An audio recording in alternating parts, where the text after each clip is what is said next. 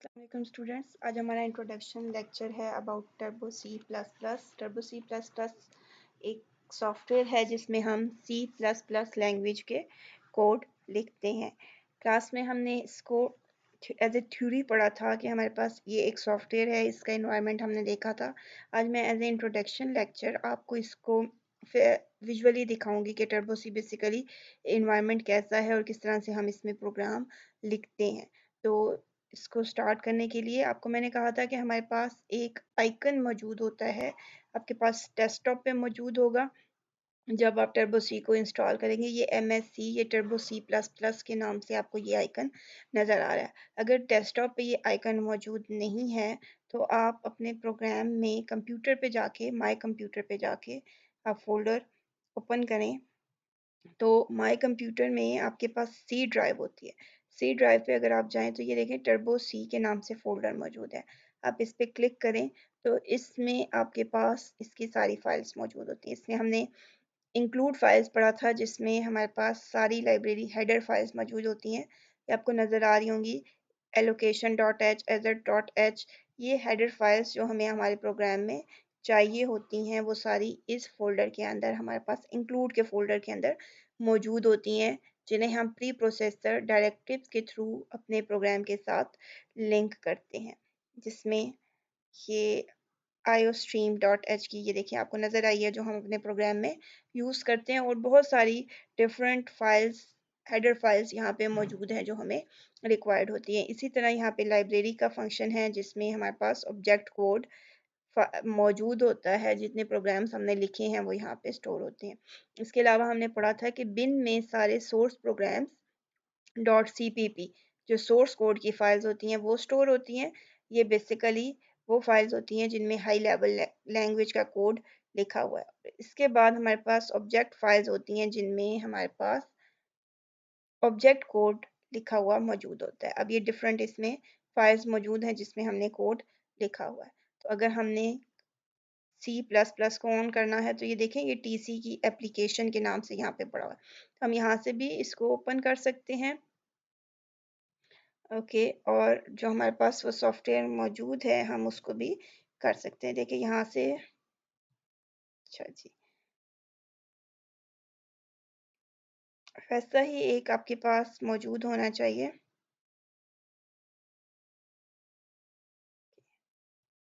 इस वर्जन में यहाँ से ये ओपन नहीं हो रहा, लेकिन यहाँ पे आपके पास एक ऐसा ही आइकन मौजूद होगा जो आपको यहाँ पे स्क्रीन पे नज़र आ रहा है। मैं इसको ओपन करूँगी टर्बो सी प्लस प्लस को, तो ये मेरे पास एक विंडो ओपन हो गई है।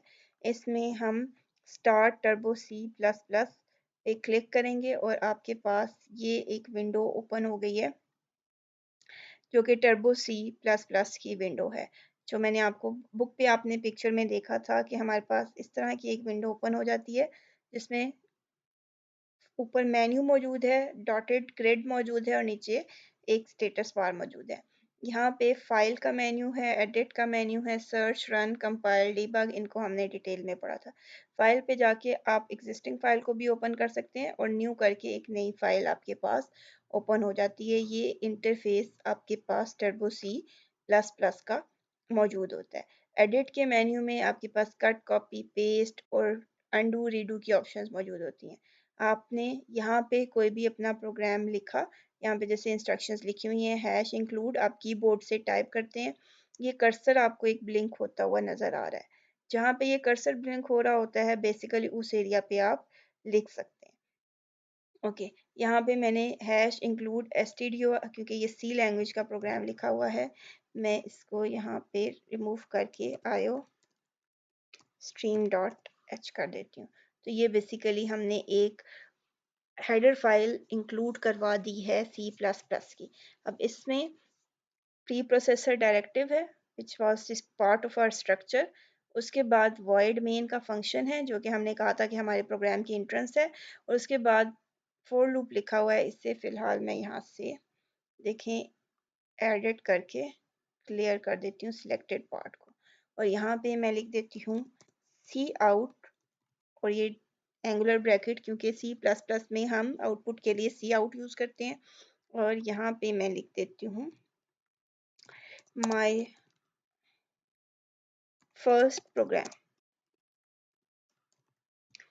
और उसके बाद यहाँ पे सी स्टेटमेंट के एंड पे हमने कहा था कि सेमीकोलन आता है, और यहाँ से ये कंपाइल की ऑप्शन है जिससे हमने अपने प्रोग्राम को कंपाइल किया। ये देखें यहाँ पे बता रहा है 0 एरर सक्सेसफुल, तो यहाँ से आप इसको रन करेंगे। जब आप इसे रन करेंगे तो आउटपुट स्क्रीन पे हमें लिखा हुआ नज़र आ गया माय फर्स्ट प्रोग्राम। इसे एंटर करें तो ये दोबारा अपनी उसी स्क्रीन पे, तो यहाँ पे आप कोई भी स्टेटमेंट लिख सकते हैं। सो ये बेसिकली हमारे पास इंटरफेस है जिस पे हमने काम करना है। कंपाइल प्रोग्राम यहाँ पे सारा आपने टाइप करना है, उसके बाद कंपाइल करते हैं यहाँ से। अब अगर कोई एरर हो तो वो शो कर देता है, जैसे मैं यहाँ से ये सेमी कॉलन हटा देती हूँ और मैं इसे कंपाइल करती हूँ तो देखें उसने कहा 1 एरर। जितनी एरर्स होती हैं वो शो कर देते हैं।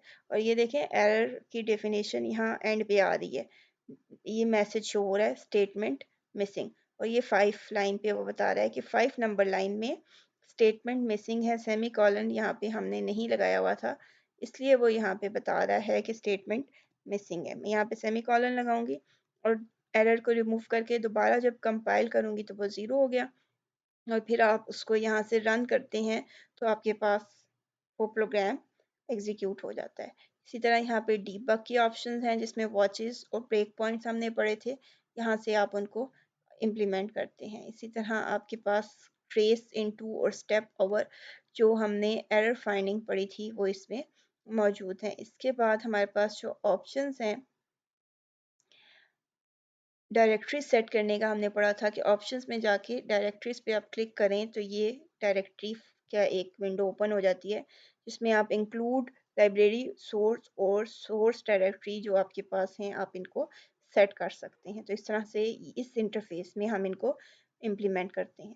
तो इंटरफेस आपने देख लिया कि हमारे पास किस तरह से एक ब्लू एरिया आता है जिसपे हम टाइप करते हैं, कंपाइल करते हैं और रन करते हैं। इसकी शॉर्टकट कीज़ भी आपको पता होनी चाहिए कि कंपाइल करने के लिए Alt F9 और रन करने के लिए कंट्रोल F9 आप प्रेस करते हैं। ओके, यहाँ पे काम करते हुए एक छोटी सी ट्रिक जो आपके पास की, यहाँ पे ये कर्सर ब्लिंक हो रहा होता है। अब मैं यहाँ पे फॉर एग्जांपल मैं कर्सर को यहाँ पे ब्लिंक करती हूँ, आपको ये रेड यहाँ पे नज़र आ रहा है। अगर मैं यहाँ पे कुछ ऐड करती हूँ ABCD, तो अब देखें पहले वाला वैसे ही आगे मूव होता जा रहा है और नया टेक्स्ट ऐड होता जा रहा है। इसको हम बोलते हैं इंसर्शन मोड। ये इंसर्ट कर रहा है, पहले वाले को डिलीट नहीं कर रहा। हमारे पास जो दूसरा मोड होता है लिखने का उसे हम बोलते हैं ओवर टाइप मोड। अगर आपका ये कर्सर अगर ओवर टाइप मोड में होगा तो आपके पास यहाँ पे इस तरह का कर्सर ब्लिंक होगा, एक रेक्टेंगल शेप आपको नजर आ रही। अब मैं यहाँ पे कुछ लिखती हूँ तो आप देखें उसने पहले वाले को मिटा दिया है और उसके ऊपर नया लिख दिया है। तो इसको हम बोलते हैं ओवर टाइम मोड। तो सम टाइम प्रोग्राम करते हुए आपका कर्सर अगर इस तरह से ब्लिंक कर रहा है तो इट्स मीन आपका वो ओवर टाइम मोड में है। आपके कीबोर्ड के ऊपर की होती है इंसर्ट की, INSERT, उसको जब आप क्लिक करते हैं तो वो दोबारा से इंसर्शन मोड में आ जाता है। तो आप इसको यहाँ से ठीक कर सकते हैं। सम टाइम प्रैक्टिकली परफॉर्म करते हुए स्टूडेंट्स को समझ नहीं आ रही होती कि इसको कैसे ठीक करें, तो इंसर्ट की कीबोर्ड के ऊपर मौजूद होती है, उसी को क्लिक करें तो ये ओवर टाइप मोड में चला जाता है, और उसी को दोबारा क्लिक करते हैं तो ये हमारे पास इंसर्शन मोड में आ जाता है, और जिसकी हेल्प से आप अपने प्रोग्राम को ठीक कर सकते हैं। तो यहाँ तक ये इसका इंट्रोडक्शन हो गया।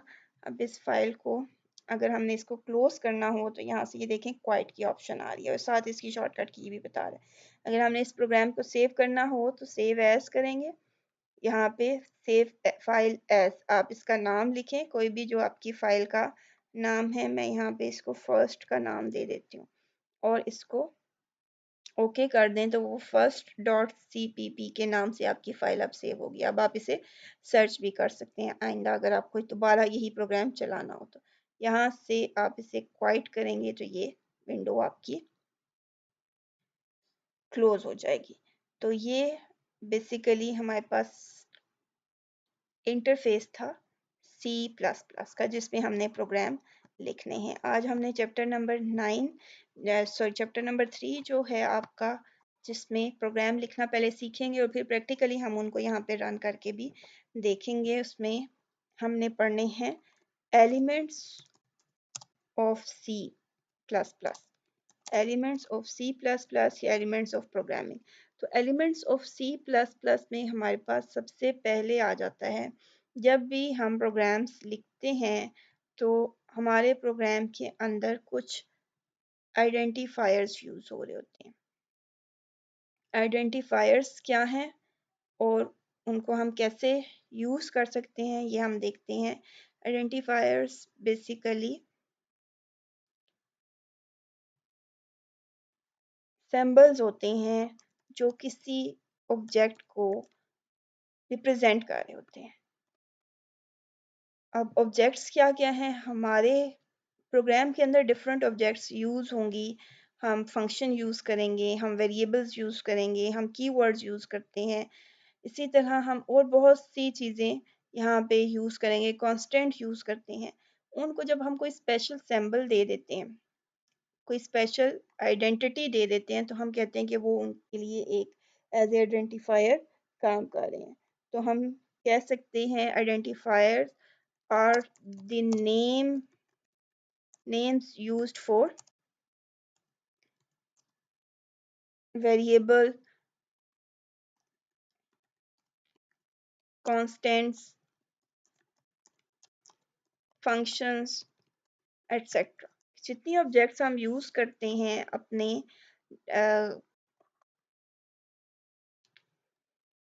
प्रोग्राम्स के अंदर, उनको जब हम नाम दे देते हैं तो वो नाम उनके आइडेंटिफायर्स बन जाते हैं। जैसे आप स्टूडेंट्स हैं तो आप सबके आइडेंटिफायर्स, आप सबके अपने नाम हैं, रोल नंबर हैं, तो वो क्या हैं, बेसिकली आइडेंटिफायर्स। आइडेंटिफायर बेसिकली नाम है, और इन आइडेंटिफायर्स के भी कुछ रूल हैं या इन पे कुछ रिस्ट्रिक्शंस हैं। नंबर वन ये कि दे ऑलवेज स्टार्ट विद अल्फ़ाबेट और अंडरस्कोर। आपने जब भी कोई आइडेंटिफायर बनाना है, किसी वेरिएबल का नाम बनाना है, किसी कांस्टेंट का नाम बनाना है, किसी फंक्शन का, वो या तो अल्फ़ाबेट से स्टार्ट होगा या अंडरस्कोर से स्टार्ट होगा। इसके अलावा आप कोई symbol as a first symbol use नहीं कर सकते। लाइक वेरिएबल हो सकता है वेरिएबल 1, हो सकता है कि वैल्यू 2, और ये भी हो सकता है कि अंडरस्कोर वैल्यू 1। ये हमारे पास वैलिड आइडेंटिफायर्स हैं जो कि किसी अल्फ़ाबेट या अंडरस्कोर से स्टार्ट हो रहे हैं। इसके अलावा आप कोई symbol as a first use नहीं कर सकते। दूसरा रूल जो इसका होता है वो ये होता है कि हमारे पास इसमें नाम के अंदर सिर्फ अल्फ़ाबेट्स आ सकते हैं,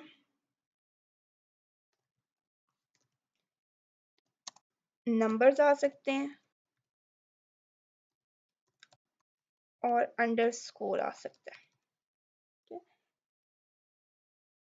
इसके अलावा हम कोई सिंबल यूज़ नहीं कर सकते। हम अल्फ़ाबेट्स यूज़ कर सकते हैं, नंबर्स यूज़ कर सकते हैं, नंबर्स मीन डिजिट्स, और अंडरस्कोर्स यूज़ कर सकते हैं, इट इंक्लूड्स।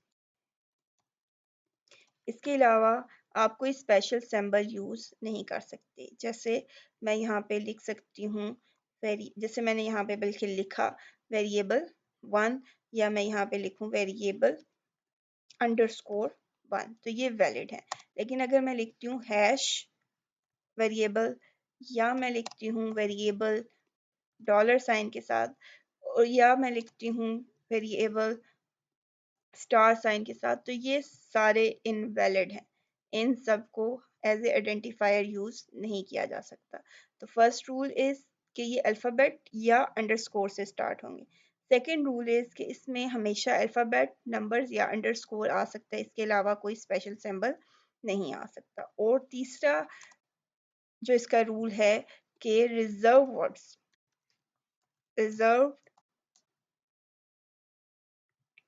रिजर्व वर्ड्स, या जिनको आपने पढ़ा है कि keywords, can not be used. जो कीवर्ड्स रिजर्व वर्ड्स हैं जो कंप्यूटर ने लैंग्वेज के अंदर खुद से स्टोर किए हुए हैं किसी स्पेशल पर्पस के लिए, उनको आप यूज़ नहीं कर सकते एज ए आइडेंटिफायर। आपने जब भी आइडेंटिफायर बनाना है कोई रिजर्व वर्ड लाइक मेन, इसी तरह इंट, इसी तरह आपने पढ़ा है फ्लोट, ये सारे क्या हैं रिजर्व वर्ड हैं जिनके स्पेशल मीनिंग है लैंग्वेज के अंदर, इनको आप एज ए आइडेंटिफायर यूज़ नहीं कर सकते। तो ये हमारे पास आइडेंटिफायर्स की टाइप्स हैं, रूल्स हैं सॉरी, कि हमने आइडेंटिफायर बनाते हुए इन तीन बातों का ख्याल रखना होता है। Number one, they always start with alphabet और underscore. Number two, they only include alphabet, numbers, and underscore. And third one, no reserved word or keyword can be used as identifier. अब identifier की हमारे पास types हैं, types जो हैं types of identifiers हमारे पास दो हैं।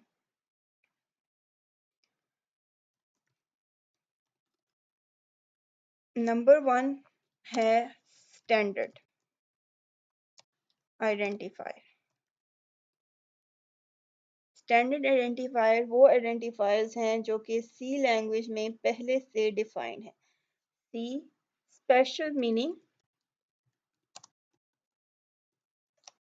इन सी प्लस प्लस। जैसे हमने पढ़ा कि कुछ कीवर्ड्स मौजूद हैं, कुछ रिजर्व वर्ड्स मौजूद हैं जिनके मीनिंग पहले से डिफाइन है, like int mean integer data type. तो ये स्टैंडर्ड इंट जो है, ये इंट का जो वर्ड है ये एक स्टैंडर्ड आइडेंटिफायर है जो रिप्रेजेंट कर रहा है इंटीजर डेटा टाइप को।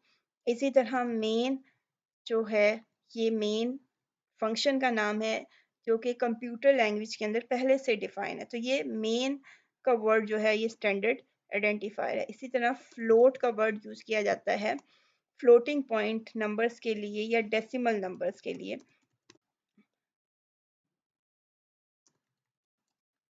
तो फ्लोट भी क्या है, क्योंकि पहले से डिफाइंड वर्ड है, आइडेंटिफायर है, तो ये क्या होगा standard identifier. So standard identifier is a type of identifier that has special meaning in C plus plus. और नेम्स जो हैं इनके पहले से स्पेलिंग्स कैपिटल में लिखना है, स्मॉल में लिखना है, किस कैसे शॉर्ट फॉर्म में लिखना है या फुल वर्ड लिखना है, ये पहले से डिफाइन होते हैं और इनको हम रीडिफाइन नहीं कर सकते। और जो दूसरे टाइप है, ये सेकंड टाइप ऑफ आइडेंटिफायर्स हैं, वो हैं डिफाइंड यूजर डिफाइंड आइडेंटिफायर्स। और यूजर डिफाइंड आइडेंटिफायर्स वो आइडेंटिफायर्स हैं जिनको यूजर यूजर मीन प्रोग्रामर खुद बनाता है अपनी ज़रूरत के लिए प्रोग्राम के अकॉर्डिंग। जैसे मुझे अगर एक वैल्यू सेव करनी है, फॉर एग्जांपल मुझे स्टूडेंट के मार्क्स सेव करने हैं, तो मैं एक वेरिएबल बना दूंगी मार्क्स के नाम से। अब ये मार्क्स लिखते हैं हम इंट मार्क्स। मार्क्स एक वेरिएबल है, एक कंटेनर है जिसमें नंबर स्टोर होने हैं और वो नंबर इंटीजर होंगे। इंटीजर मीन उसमें होल नंबर्स आएंगे। तो ये आइडेंटिफायर मैंने खुद बनाया है। इसी तरह यहाँ पे मैं एक और बनाती हूँ करेक्टर। ये आपको बताया था कि हम स्ट्रिंग डेटा टाइप के लिए यूज़ करते हैं कि 20 करेक्टर्स का एक वेरिएबल बना दिया नेम जिसमें स्टूडेंट के नेम स्टोर करने। तो name is an identifier, marks is an identifier, और ये दोनों यूज़र ने प्रोग्रामर ने डिफाइन किए हैं। प्रोग्राम में पहले से स्पेशल मीनिंग नहीं है इनके, तो इनको हम यूज़र डिफाइंड आइडेंटिफायर्स कहते हैं और इन्हें हम रीडिफाइन भी कर सकते हैं। फॉर एग्जांपल मैंने यहाँ पे करेक्टर नेम बनाया है, तो यहाँ पे मैं इसको दोबारा से करेक्टर 15 करेक्टर्स के साथ नेम एक नया आइडेंटिफायर बना सकती हूँ, चेंज कर सकते हैं। तो the type of identifier that is defined by the programmer to access memory location, ये बेसिकली कंटेनर्स होते हैं जो किसी मेमोरी लोकेशन का बता रहे हैं कि यहाँ पे ये डेटा स्टोर करना है। इनको हम यूजर डिफाइंड आइडेंटिफायर्स कहते हैं। प्रोग्राम के रिजल्ट्स स्टोर करने के लिए या इनपुट लेने के लिए हम ये आइडेंटिफायर्स बनाते हैं। इसके बाद आपके पास आ जाते हैं कीवर्ड्स। कीवर्ड्स बेसिकली क्या है? Special words.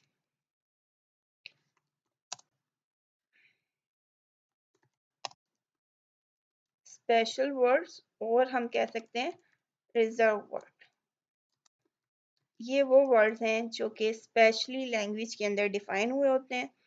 इनके मीनिंग्स, इनका पर्पस, इनकी फंक्शनिंग सारी ऑलरेडी डिफाइन हो देती हैं। हम क्या कहेंगे कि already defined for specific purpose in a language. जिस भी लैंग्वेज के कीवर्ड्स होंगे वहाँ पे उनके मीनिंग ऑलरेडी डिफाइन हुए होंगे, और इनको हम कैन नॉट बी रीडिफाइंड। खुद से नहीं बता सकते कि अच्छा ये पहले प्लस के लिए था तो अब इसे माइनस के लिए यूज कर लो, या अगर ये पहले आउटपुट के लिए यूज हो रहा था तो अब इसको इनपुट के लिए यूज कर लो। ये वर्ड्स बिल्कुल वैसे ही यूज होते हैं जैसे प्रोग्रामर, लैंग्वेज प्रोग्रामर ने, जिसने वो लैंग्वेज बनाई है, उसने डिफाइन किए हैं, हमने इनको वैसे ही यूज करना होता है। और हमारे पास टोटल 63 रिजर्व वर्ड्स या कीवर्ड्स मौजूद हैं प्रोग्रामिंग सी प्लस प्लस में।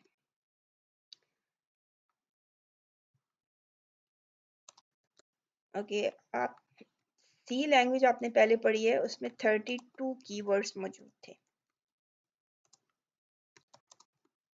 और सी प्लस प्लस में हमारे पास 63 कीवर्ड्स मौजूद होते हैं जिनके थ्रू हम अपने प्रोग्राम को लिखते हैं। ये लिस्ट हमें दी हुई है आपकी बुक पे। आप इस चैप्टर को पढ़ेंगे, इन टॉपिक्स को डिटेल में पढ़ेंगे तो साथ आपको नज़र आएगा।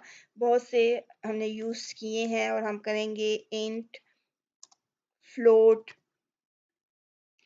सी in, C out, clear screen, CLR, SCR, इसी तरह बहुत से और शॉर्ट फॉर्म में वर्ड्स जिनके मीनिंग्स लैंग्वेज के अंदर डिफाइन है, इनको हम कीवर्ड्स बोलते हैं और रिजर्व वर्ड्स बोलते हैं।